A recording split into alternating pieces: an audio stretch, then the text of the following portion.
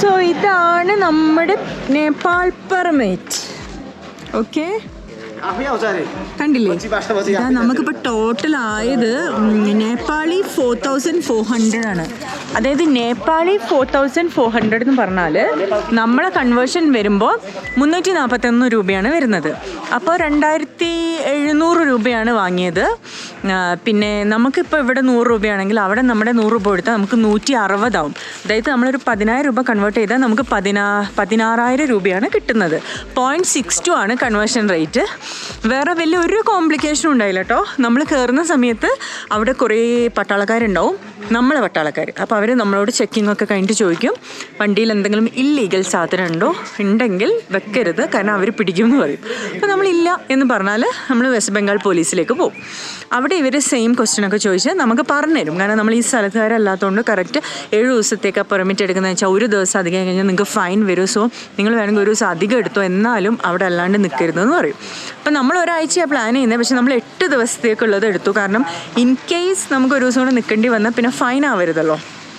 അപ്പോൾ അങ്ങനെ എടുത്തു.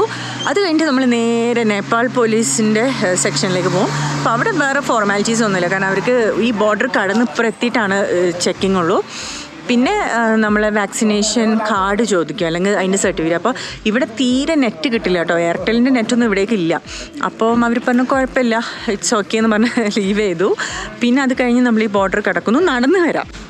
കണ്ടില്ലേ, നേപ്പാളിലാണ് നിൽക്കുന്നത്, നേപ്പാൾ ലാൻഡിലാണ് നിൽക്കുന്നത്. ആ കാണുന്നതാണ് ഇന്ത്യ, ഈ കാണുന്നതാണ് നേപ്പാൾ. ഇപ്പം നമ്മൾ അവിടേക്ക്, ഇവിടെ കസ്റ്റം ചെക്കിങ്ങിൻ്റെ ഓഫീസ് ഉണ്ട്, അവിടേക്കാണ് പോകുന്നത്.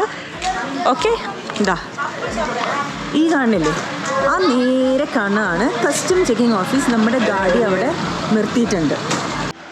പക്ഷെ എക്സൈറ്റ്മെൻറ്റിൻ്റെ വിഷയം എന്താ വെച്ചാൽ തീരെ പ്ലാൻ ചെയ്യാണ്ട് നമ്മൾ സിലിഗുരി പോയി ഇന്ന് സിക്കിം പോകണമെന്ന് പറഞ്ഞിട്ട് ഒറ്റയടിക്ക് ഇപ്പം നിൽക്കുന്നത് നമ്മൾ നേപ്പാളിലാണ്. അപ്പോൾ ഇതേ നമ്മൾ നേപ്പാളിലേക്ക് കടന്നതിന് ശേഷം പോയിക്കൊണ്ടിരിക്കുകയാണ്. ഈ ഇതിൽ നിങ്ങൾ വ്യൂ കാണുമ്പോഴേ നമ്മൾ എക്സ്ട്രാ വെച്ച ലൈറ്റിൻ്റെ വെളിച്ചാണ് എല്ലാം നമ്മൾ കാണുന്നത്. ഇനി കമ്പനി ലൈറ്റ് ഇട്ട് കഴിഞ്ഞാൽ സംഭവിക്കുന്നത് കണ്ട ബ്ലറായി പോയി. ഇപ്പോൾ ലൈറ്റ് സ്പ്രെഡാണ്, നമുക്കൊന്നും കാണുന്നില്ല ഇപ്പോൾ. എന്നാൽ യെല്ലോ ലൈറ്റ് ആണെങ്കിലാണ് നമുക്ക് വഴി കാണുന്നുള്ളൂ. അതെ, അത് ഹെല്ലയുടെ 2 ലൈറ്റ് അട്ടിരുന്നത്. ശരിക്കും പറഞ്ഞാൽ ഇതിപ്പോൾ ഒന്നും കാണില്ല കേട്ടോ, വളരെ പതുക്കെ അടിച്ച് നോക്കിയാണ് വിടുന്നത്.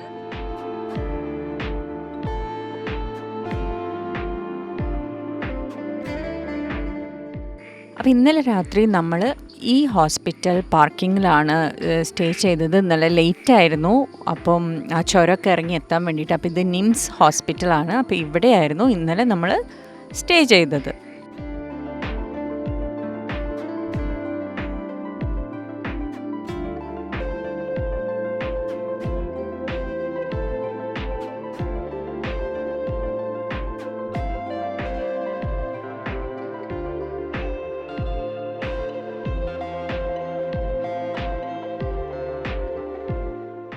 അപ്പോൾ ഇപ്പം നമ്മൾ നേപ്പാളിൽ ഉൾഗ്രാമത്തിലൂടെ പോവാണ് കേട്ടോ. നമ്മൾ കാഠ്മണ്ഡുവിലേക്ക് പോയിക്കൊണ്ടിരിക്കുകയാണ്. സോ പോകുന്ന വഴിക്ക് എന്ന് പറഞ്ഞാൽ ഇവിടെ ഫുൾ പാടങ്ങളാണ്. ഇതാണ് നമ്മുടെ ചോളം, കണ്ടില്ലേ? ഇതേ ഒരു ചെടി എന്ന് പറഞ്ഞാൽ എത്ര ഹൈറ്റ് ഉണ്ടെന്ന് കണ്ടോ? ഒരു ചെടി എന്ന് പറഞ്ഞാൽ കണ്ടോ, ഇതേ അജ്മലിൻ്റെ അത്ര പൊക്കണ്ട് എന്ന് വേണമെങ്കിൽ പറയാം. അപ്പോൾ നല്ല ഫുൾ വെൽതാണ്. പിന്നെ കുറേ എണ്ണം ചെറുതാണ് കണ്ടോ, ഇതൊക്കെ ചെറുതാണ്. ഇപ്പം നമ്മൾ ശരിക്കും നേപ്പാളിൻ്റെ ശരിക്കും സ്ഥിരം പോകുന്ന ടൂറിസ്റ്റ് ഏരിയയിലൊന്നും എത്തിയിട്ടില്ല. നമ്മൾ നമ്മുടെ പശുപതി ബോർഡറിൽ നിന്നാണല്ലോ വന്നത്. അപ്പം ജസ്റ്റ് ആ ഒരു നൈറ്റ് നമ്മൾ ആ ഹോസ്പിറ്റലിൻ്റെ അവിടെ സ്റ്റേ ചെയ്തു. അത് കഴിഞ്ഞ് ഗ്രാമമാണ്, ഇതൊരു ഗ്രാമപ്രദേശം, ചെറിയ ചെറിയ ടൗൺസ് ഉണ്ട്. അതിലൂടെ വന്ന് പോകുമ്പോഴുള്ള സ്ഥലങ്ങളാണ് നമ്മൾ നിൽക്കുന്നത്. ഇവിടുന്ന് നമുക്കൊരു 10 hours എങ്കിലും ഉണ്ട് കാഠ്മണ്ഡുവിലേക്ക്. അപ്പം ഇപ്പോൾ കുറച്ച് കടന്നു, ഇനി കുറച്ചും കൂടെ ഉണ്ട്. ഒരു ഉച്ചൻ്റെ ശേഷമൊക്കെ ആകുമ്പോഴത്തേക്ക് കാഠ്മണ്ഡു എത്തുമായിരിക്കും. ഇപ്പം ഈ ചളിയും എൻ്റെ ഷൂ ഏകദേശം ഒരേ കളറാണ്. ഈ വരമ്പുണ്ട്, ഈ വരമ്പിലൂടെ നമുക്ക് ഇങ്ങനെ നടക്കാം. കണ്ടോ, അതെ അതുവരെ ഈ വരമ്പിലേക്ക് പോവാം. സൂര്യകാന്തി പൂക്കളാണ് കേട്ടോ നമ്മളെ ബാക്കില്.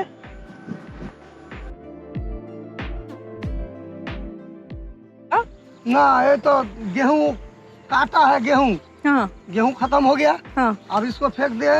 ओके. इस महीने के बाद इसको रोपाई चलेगा, इसको उखाड़ के।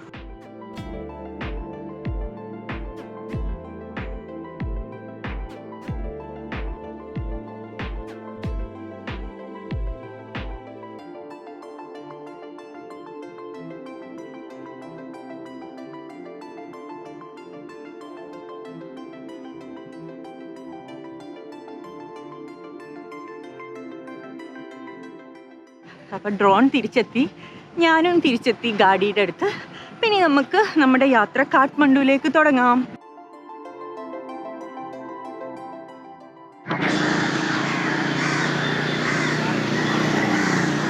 കോശി ബാരേജ്, അതാണ് ഈ ബ്രിഡ്ജ് കേട്ടോ, കോശി ബ്രിഡ്ജ്.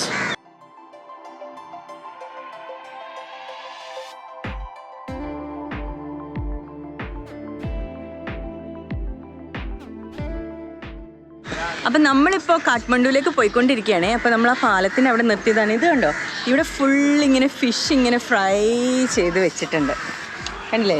നമുക്ക് ഇവരെ അടുത്തുനിന്ന് കഴിക്കാം. ദീദി ഇസ്കാ കിतना रेट है? कितना? 90 मीन्स 90? हाँ 90 एक प्लेट को. ठीक है ठीक.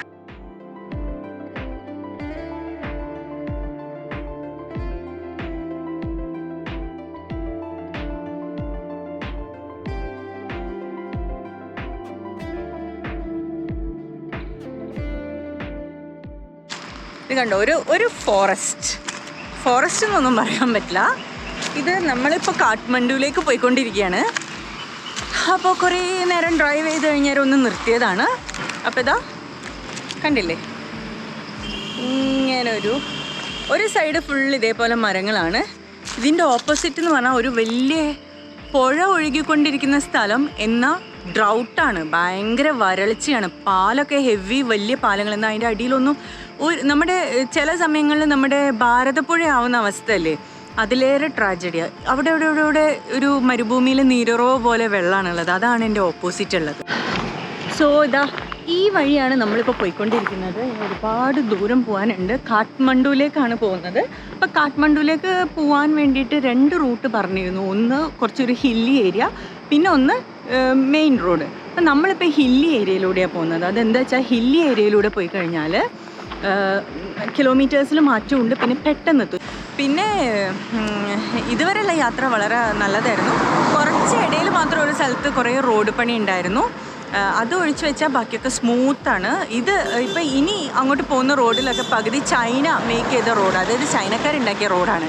അതുകൊണ്ട് തന്നെ ഇവിടുത്തെ പോലീസുകൾ തന്നെ പറയുന്നത് അത് സൂപ്പർ റോഡാണ്, കാരണം അത് ചൈനീസ് റോഡാണ് എന്നാണ് പറയുന്നത്. പിന്നെ ഇവിടെ കൂടുതൽ ആളുകളെ ക്യാരി ചെയ്യുന്നത്, ട്രാൻസ്പോർട്ട് ചെയ്യുന്ന വണ്ടി എന്ന് പറയുന്നത് ബസ്സല്ല, പകരം ടൊയോട്ടേൻ്റെ തന്നെ ഹെയ്സ് എന്ന് പറയുന്നൊരു വണ്ടി. അത് നമ്മുടെ നാട്ടിൽ ഞാൻ കണ്ടിട്ടില്ല. പക്ഷേ മേലൊക്കെ ഇങ്ങനെ കുറേ സാധനങ്ങൾ വെച്ച് ആളുകളുടെ സൈക്കിളൊക്കെ കെട്ടിവെച്ച് പോകുന്നൊരു ടൈപ്പ് വണ്ടിയില്ലേ, അതാണ്. ഞാൻ അതിൻ്റെ വീഡിയോ എടുത്തിട്ടുണ്ട്, കാണിച്ചു തരാം.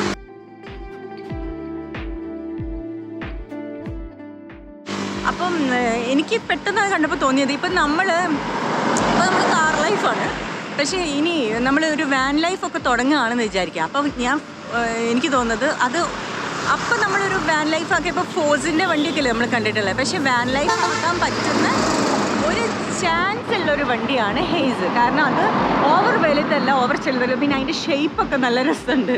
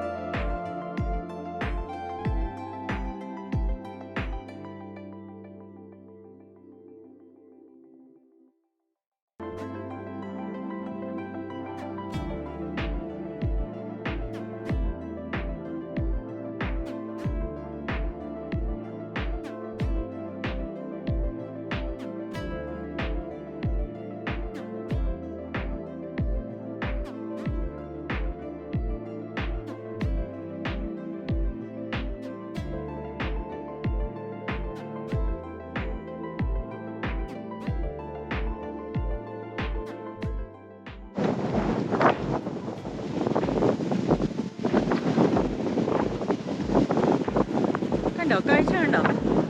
ഭയങ്കര കാറ്റാണ് കേട്ടോ. അവിടെയൊക്കെ വീടുകളാണ്. ആ വീടുകളിലേക്ക് പോകാനുള്ള ഇങ്ങനെ ലാൻഡ് ബെഡ്സ് ആണ് കാണുന്നത്. ഭയങ്കര കാറ്റാണ്.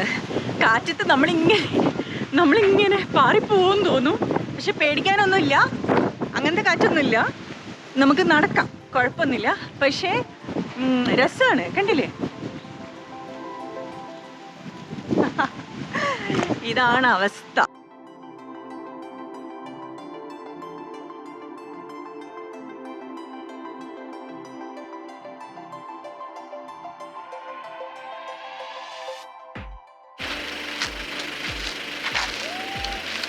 അപ്പൊ ഈ കണ്ടില്ലേ, ഈ കാണുന്ന വ്യൂവിൽ തന്നെയാണ് നമ്മൾ ഈ ചുരം ഇറങ്ങി കയറി പോയിക്കൊണ്ടിരിക്കുന്നത്.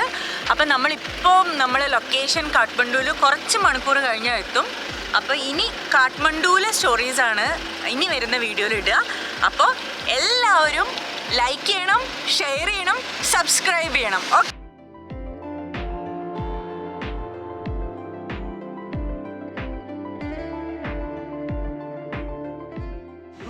बाद में जाइए, रोकिए। रुकेगा मुश्किल हो जाएगा अभी। ठीक है। 8 में पड़ कर इसके पोल के तो पार रखिए ना। वो कुछ आएगा तो वो रोकेगा ना। ഓക്കെ, നമ്മളിപ്പോൾ വണ്ടി നിർത്തിയിട്ടേക്കാണ്. ഭയങ്കര ഹെവി കാറ്റാണ്, നമുക്ക് മുന്നോട്ട് പോകാൻ പറ്റില്ല. പൊടിയൊക്കെ അടിച്ച് ഗ്ലാസ് ഒക്കെ ഫോഗിനെക്കാട്ടും അപ്പുറം കണ്ണ് കാണാത്ത രീതിയിൽ അടയാണ്. കുറേ ഡ്രൈവ് ചെയ്യുന്നില്ലേ, നീ പേടിച്ചോ? സേഫ്റ്റി കൺസേൺ ഉണ്ടായി. കാരണം നമുക്ക് അറിയാത്ത സ്ഥലത്ത് എവിടെ വണ്ടി നിർത്തുന്ന നമുക്കറിയില്ലല്ലോ. വണ്ടി നിർത്താനൊരു സ്ഥലം കാണുന്നില്ല. കാരണം ഏതെങ്കിലും ഷോപ്പോ അങ്ങനെ എവിടെയെങ്കിലും കാണണ്ട, എന്നാലേ നിർത്താൻ പറ്റും. ആ മൊമെന്റ് എത്തണ വരെ നമ്മൾക്ക് ഒരു ടെൻഷൻ ഉണ്ടായി. അപ്പം ഭയങ്കര കാറ്റായിരുന്നു, നമുക്കൊന്നും കാണാൻ പോലും പറ്റുന്നുണ്ടായിരുന്നില്ല. അപ്പൊ ഇവര് പറയുന്നത് ഇന്ന് മാത്രമാണ് ഈ കാറ്റ്, സാധാരണ ഉണ്ടാവാറില്ല. അല്ലാണ്ട് ഹില്ലി ഏരിയയിൽ വന്നുകൊണ്ടല്ല. ഞാൻ വിചാരിച്ചു ഹില്ലി ഏരിയയിലൂടെ വന്നുകൊണ്ടാണ്. അപ്പൊ ഇനിയിപ്പോ നമുക്കൊരു 2.5-3 മണിക്കൂർ എന്തായാലും ഉണ്ടാവും. അപ്പൊ ആഗ്രഹ സമയം 7 മണി ആവുന്നുള്ളൂ. പക്ഷെ ഇവിടെ ഭയങ്കര ഇരുട്ടാ, കാരണം ഇവിടെ വേഗം രാത്രിയാവും. ഒരു 4:30-5 ഒക്കെ ആകുമ്പോഴത്തേക്ക് എല്ലാ ഷോപ്പും ഓപ്പൺ ആണ്. ഇന്ന് രാവിലെ നമ്മൾ എക്സ്പീരിയൻസ് ചെയ്തതേ ഉള്ളൂ. അപ്പൊ ഇനിയിപ്പോ ഉള്ള സമയത്ത് കാറ്റ് ഉണ്ടാവില്ല എന്ന് വിചാരിക്കുക. നമ്മളിപ്പോ പോയിക്കൊണ്ടിരിക്കുക, ചുരം കേറുന്നു ഇറങ്ങുന്നു. ഇതാണ് ഇവിടുത്തെ ഒരു സിറ്റുവേഷൻ. കാറ്റില് ഇത്രയും വലിയൊരു കല്ല് വീണ് കിടക്കുക. അപ്പോൾ ഇന്നലെ നമ്മൾ കാഠ്മണ്ഡുവിൽ എത്തിയപ്പോൾ ഒരുപാട് ലേറ്റായി. അപ്പോൾ നമ്മളിതാ ഈ കാഠ്മണ്ഡു എയർപോർട്ടിലാണ് ഇന്നലെ പാർക്ക് ചെയ്ത് ക്യാമ്പ് ചെയ്തത്. ഇതാണ് എയർപോർട്ട്. അപ്പോൾ നമ്മളിതാ ഇനിയിപ്പോൾ ഇവിടുന്ന് ഇറങ്ങുകയാണ്. അപ്പോൾ ഇനി തൊട്ട് നേപ്പാൾ കാഴ്ചകളിലേക്കാണ് നമ്മൾ ഇറങ്ങുന്നത്.